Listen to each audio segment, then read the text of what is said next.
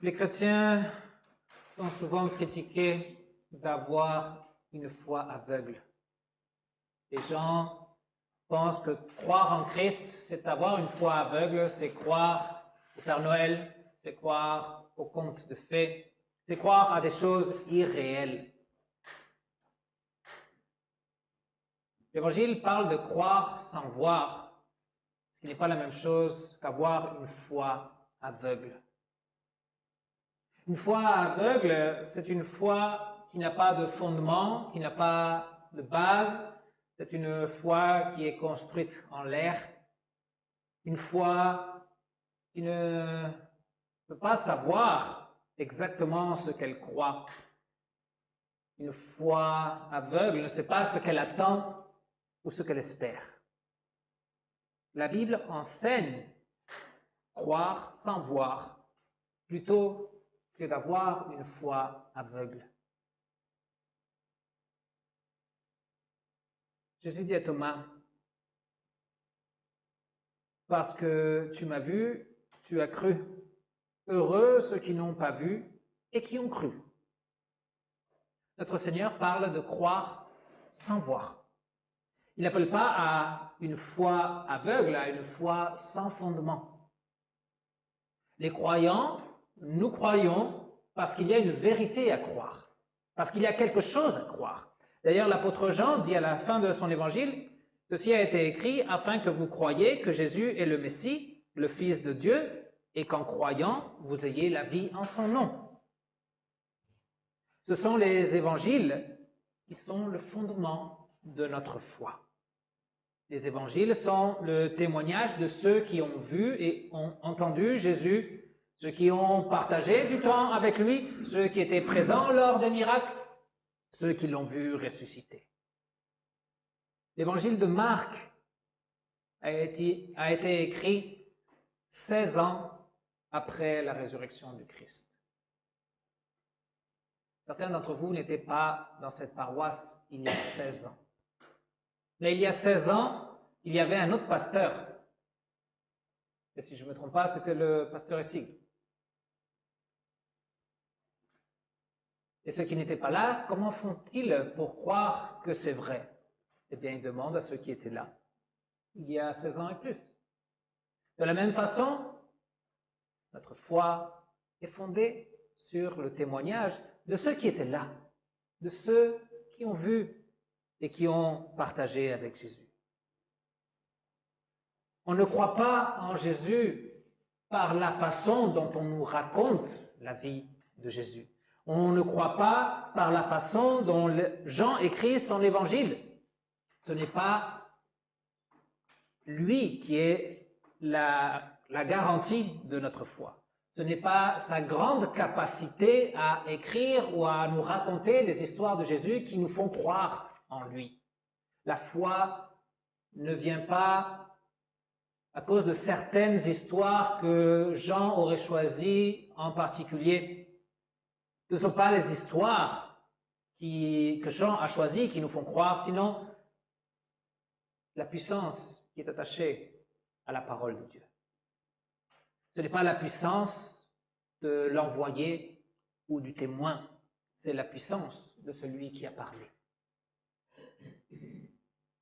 L'apôtre Paul écrit à Timothée que la conviction, la foi, vient de la parole inspirée. Il dit que la parole inspirée sert à convaincre. Ce n'est pas une question de la qualité littéraire, ce n'est pas une question du choix des mots, ce n'est pas la question des figures de style ou du genre que l'auteur a choisi pour écrire. Il y a une puissance attachée à la parole de Dieu. Une puissance qui réside dans les promesses que Dieu même a attachées à cette parole. Aucun de nous n'a vu Jésus. Aucun de nous n'était présent lors de ces miracles. Aucun de nous n'a vu la tombe vide. Aucun de nous n'était là ce soir où Jésus est apparu à ses disciples dans cette chambre haute à Jérusalem. Mais nous y croyons. Nous n'avons pas besoin de voir pour croire. nous avons besoin d'une source d'information fiable. Nous avons le témoignage des apôtres. Mais le témoignage des apôtres en lui-même n'est pas suffisant, n'est pas une garantie pour avoir la foi. Les disciples sont allés voir Thomas et sont allés lui raconter qu'ils avaient vu Jésus vivant, le témoignage des apôtres en action. Cependant, Thomas n'y croit pas. Ce n'est pas suffisant pour lui, ce que les disciples qui ont vu Jésus sont en train de lui raconter. Lui-même dit que s'il ne voyait pas Jésus de ses propres yeux et que s'il ne touchait pas ses blessures, il ne croirait pas à ce que disent les disciples. Thomas ne veut pas avoir une foi aveugle, mais il ne veut pas non plus croire sans avoir vu. Il ne peut pas croire simplement en faisant confiance à la parole des disciples qui disent avoir vu Jésus. Bien sûr, Thomas a eu l'opportunité que nous n'avons pas, parce que Jésus ressuscité était encore sur terre, il n'était pas encore monté au ciel, et Jésus va se présenter et se faire voir pour que Thomas puisse lui aussi croire. C'est ce qui est arrivé la semaine suivante. Jésus s'est présenté une deuxième fois à ses disciples et Thomas était parmi eux. C'est incroyable ce qu'on peut voir dans les paroles de Jésus. Quand Jésus parle à Thomas, on dirait que Jésus a entendu Thomas parler. Jésus était présent lorsque Thomas a dit à ses disciples qu'il ne croirait que s'il peut toucher ses blessures ou qu'il le voit de ses propres yeux. C'était comme si Jésus pouvait voir celui qui se niait à croire sans voir. Certainement, les mots de Jésus ont dû retentir fort dans Thomas. Il utilise les mêmes expressions que lui, il avait opposées aux disciples. Thomas s'est rendu compte que le Seigneur l'avait entendu. Thomas s'est rendu compte que le Seigneur l'avait vu, même si lui ne pouvait pas le voir. Thomas se rend compte que le Seigneur sait de son scepticisme. Ces paroles du Christ viennent être une prédication de la loi qui révèle en Thomas la faiblesse et le manque de foi. C'est intéressant que le Seigneur puisse voir celui qui ne peut pas le voir. Ce qui veut dire que le Seigneur nous voit maintenant, même si nous ne pouvons pas le voir. Le Seigneur peut nous voir à tout moment. Et cela peut être terrifiant ou cela peut être réconfortant. Nous sommes vus, nous sommes observés. Et si je pense à mon péché et à toutes ces choses que je veux garder dans le secret, ces choses que je veux que personne ne sache, si je sais que quelqu'un est en train de les voir et qui peut m'accuser, alors je tremble. C'est terrifiant. Je tremble parce que celui qui me voit est aussi celui qui est juge des vivants et des morts. Il voit chacune de mes transgressions, il voit chacune de mes déviations, et cela peut être terrible. Oui, Jésus est au courant d'absolument tout ce que nous avons fait et ce que nous faisons. Mais en même temps, être vu et observé peut être réconfortant. Lorsqu'on traverse un moment difficile et on se demande si quelqu'un se préoccupe véritablement pour ce qui nous arrive, eh bien nous avons un Jésus qui nous voit et qui nous observe. Un Jésus qui prête attention à ce qui nous arrive, Jésus qui non seulement voit et observe, sinon qui est attentif à ce qui nous arrive pour pouvoir agir de la meilleure façon. Donc, dépendant du moment, cela peut être terrible que Jésus me voie, ou cela peut être réconfortant. En tout cas, c'est une vérité que nous transmet la parole. Mais même pour celui qui pense que c'est terrifiant d'être vu ou que Jésus soit au courant de tout ce qu'on a fait, il y a un message d'espérance et il y a une bonne nouvelle. L'intention de notre Seigneur est de pardonner. Et quand il confronte Thomas avec son manque de foi, ce n'est pas pour le punir, sinon pour le faire avancer. Pour le faire avancer vers la foi, pour le faire avancer vers son Sauveur, pour le faire avancer vers le pardon. Jésus veut nous faire avancer. C'est pourquoi il nous dit qu'il voit tout ce qu'on a fait, et c'est pourquoi il nous pardonne et il nous demande d'arranger nos affaires. Nous croyons sans voir. Nous croyons en celui qui nous voit. Nous croyons en celui qui sait exactement ce qu'on a fait et qui nous aime quand même. Nous croyons sans voir, mais non sans preuve ou sans évidence. Nous croyons par la parole inspirée, nous croyons par les récits des évangiles, par le témoignage de ceux que Jésus avait envoyés justement à proclamer la bonne nouvelle au monde entier. L'Épître aux Hébreux, au chapitre 11, premier verset, nous dit que la foi, c'est l'assurance des choses qu'on espère, la conviction de celles qu'on ne voit pas. Croire sans voir n'est pas une foi aveugle. Nous avons l'assurance des choses que l'on ne voit pas parce qu'elles sont réelles. On a l'assurance que les promesses du Christ s'accompliront et qu'il reviendra nous emmener avec lui comme il l'a dit, parce qu'il est ressuscité. Nous avons l'assurance et la conviction, non parce que nous voulons avoir cette conviction, non parce que nous voulons croire, sinon parce que les évidences sont écrasantes et irréfutables. Ça fait 2000 ans que les ennemis du royaume de Dieu essayent de nier la résurrection du Christ, essayent de nier les faits et nier l'existence même de Jésus.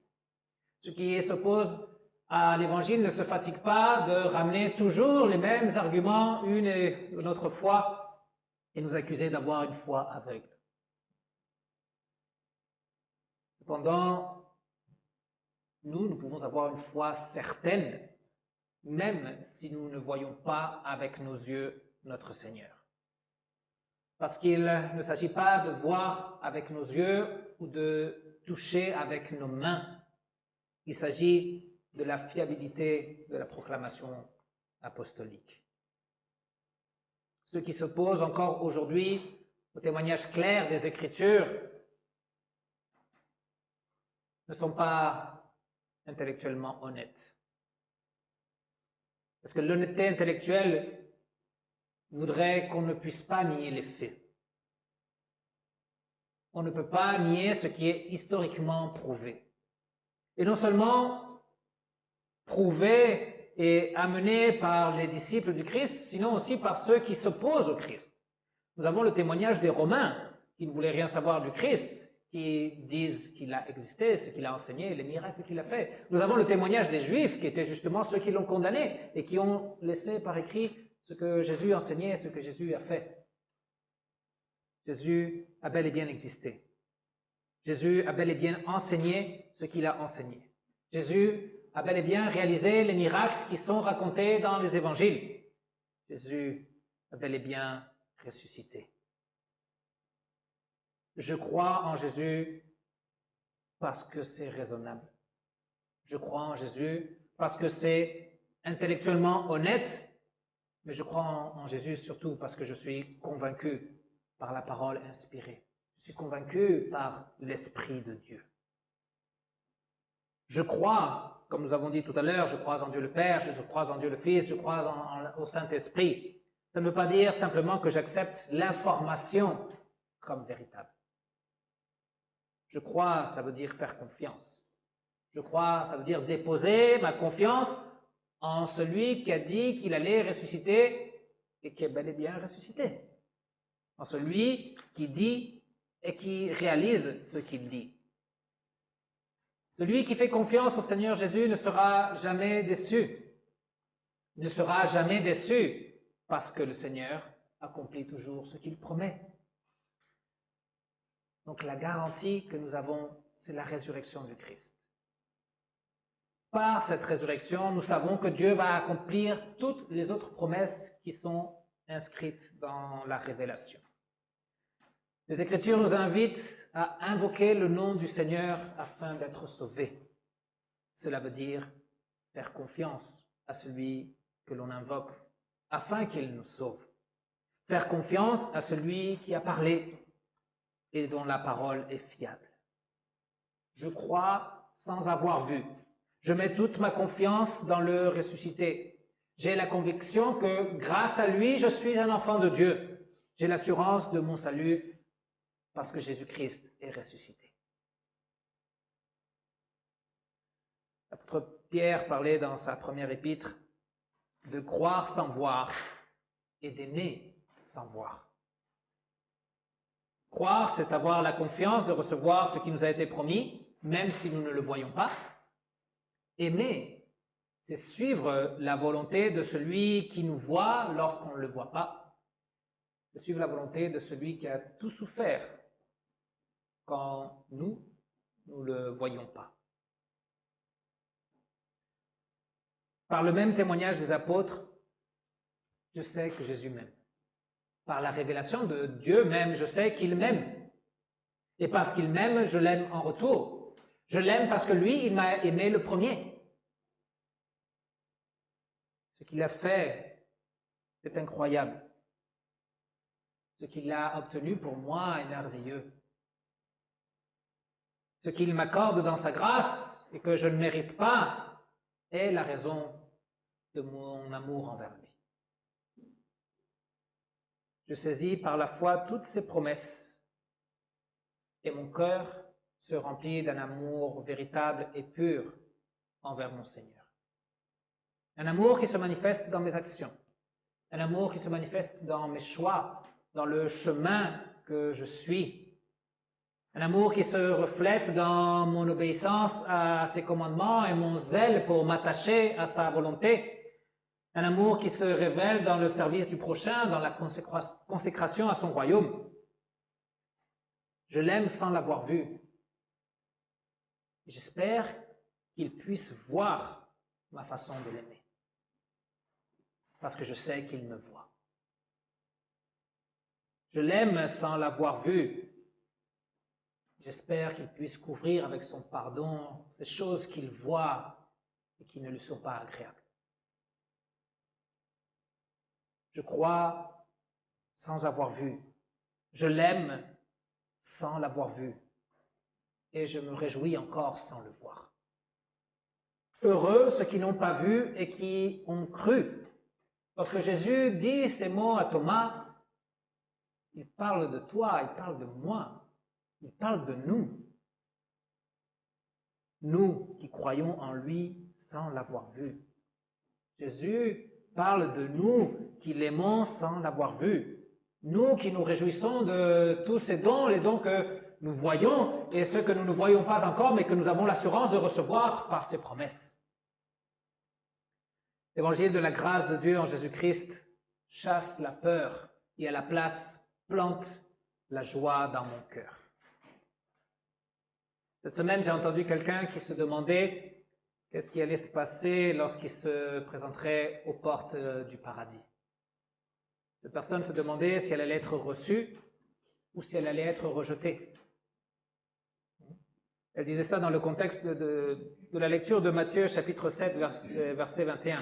Ceux qui me disent « Seigneur, Seigneur » n'entreront pas tous dans le royaume des cieux, mais seulement celui qui fait la volonté de mon Père céleste.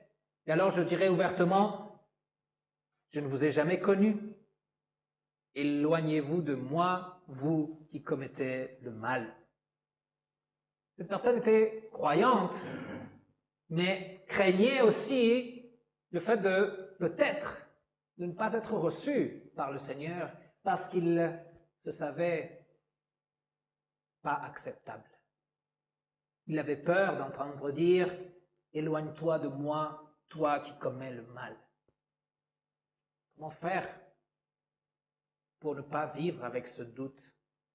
Serons-nous rejetés ou serons-nous reçus par le Seigneur? Et si on recherche en nous-mêmes la raison pour laquelle le Seigneur devrait nous recevoir, alors nous serons envahis par le doute.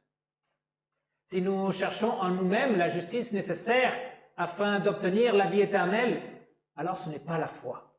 Alors ce n'est pas croire sans voir. Ce n'est pas aimer sans voir. Et il n'y a aucune joie dans celui qui y vit de cette façon. Pourquoi j'ai l'assurance de recevoir la vie éternelle? Pourquoi j'ai l'assurance d'être reçu le jour où je me présenterai devant mon Seigneur? Parce que je ne fonde pas ma foi en moi-même, sinon que je fonde ma foi en l'œuvre du Christ, en sa mort et en sa résurrection, en cette œuvre qui a été appliquée à ma vie dans le baptême.